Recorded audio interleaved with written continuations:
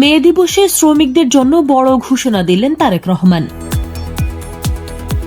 রাজধানীর নয়াপল্টনে শ্রমিক সমাবেশে তিনি জানান, বন্ধ হয়ে যাওয়া কলকারখানা পর্যায়ক্রমে চালুর উদ্যোগ নিয়েছে সরকার। তিনি বলেন, এতে বাড়বে কর্মসংস্থান, আর শ্রমিকরা ভালো থাকলে দেশও ভালো থাকবে। শ্রমিকরা যদি ভালো থাকে তাহলে। প্রধানমন্ত্রী আরও অভিযোগ করেন, বিগত সরকার দেশের অর্থনীতি ও শ্রমিক অধিকারকে ক্ষতিগ্রস্ত করেছে। একই সঙ্গে বিদেশি বিনিয়োগ বাড়ানোর উদ্যোগের কথাও জানান তিনি, যাতে নতুন শিল্প গড়ে ওঠে দেশে। হকারদের পুনর্বাসনের আশ্বাস দিয়ে তিনি বলেন, খেটে খাওয়া মানুষের জন্য কাজ করবে সরকার। শেষে নিজেকে একজন শ্রমিক হিসেবে পরিচয় দিয়ে সবাইকে একসঙ্গে দেশ গড়ার আহ্বান জানান তিনি।